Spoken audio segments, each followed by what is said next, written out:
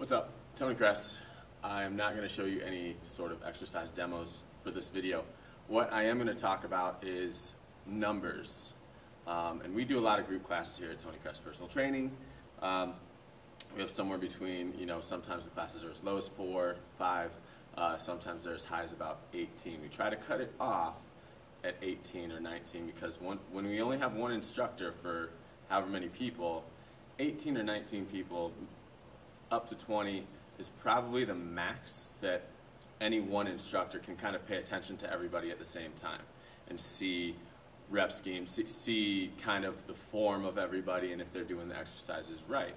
So a lot of the times when you do a group class like that is you have a set workout where you have all these repetitions for maybe it's 2 partners or maybe it's a group of 4 or maybe it's solo.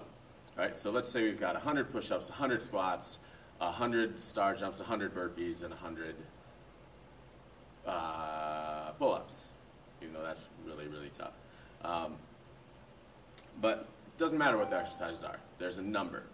And that's the workout, right? So people think, okay, I have 100 pull-ups, right? And so they do their pull-ups, and they may start off strong, or they may not start off strong at all.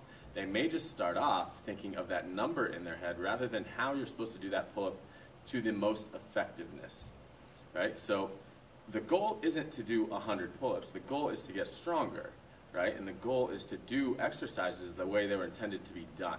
So if I have someone doing pull-ups and all of a sudden they're swinging all around and they're kicking their feet to do that pull-up and they're throwing their arms out of alignment to do that pull-up and one side comes up and then the other side comes up, when they're doing stuff like that, that really isn't teaching our body to move in the most efficient manner.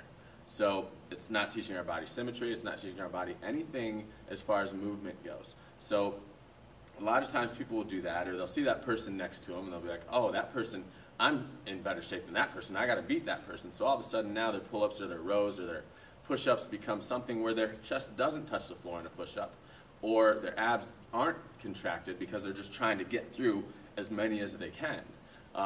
So I kind of frown upon that, and there's certain workouts that don't frown upon that, and that's fine. They can do that stuff, and they can have the most injuries known to man through exercise, and that's totally fine.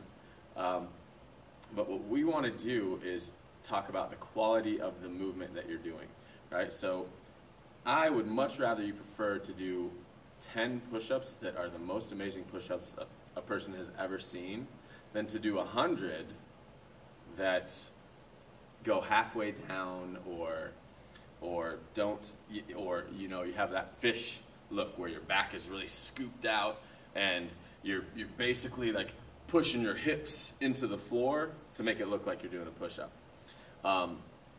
Because those 10 push-ups that you do perfectly with abs contracted, glutes contracted, those shoulders down and back, and you're pushing through the chest, through the triceps, through the shoulders to get that most effective movement, those are going to benefit you much more than, say, your 100 that you just decide to do 100 of something. Because if we exaggerate, all of a sudden now that push-up is not a push-up at all. It's nothing. It's just you moving up and down and calling it a number. So we really need to define what it is to have efficient movement. Most people don't. They care about the numbers and they care about the game, and then they wonder why they're not getting in shape as quick as they should. If you really pay attention to the quality of the movement, you're going to benefit way more from that than you are from any number that you do. You're going to benefit just because you did 100 push-ups doesn't mean those 100 push-ups did you any better than that person's 10 push-ups because that person's 10 push-ups were perfect. So keep that in mind when you do your workouts, and just pay attention to every bit of the quality of movement that you're doing. It doesn't matter if it's the eccentric phase or the concentric phase. It doesn't matter if it's the up or down portion of the movement. Pay attention to both sides of that and what exactly you're doing to get from point A to point B. So that's all I'm going to talk about today. Quality of movement versus quantity of movement. So that's it. You guys have a great Valentine's Day, and I'm going to go do some legs. TonyKress.com.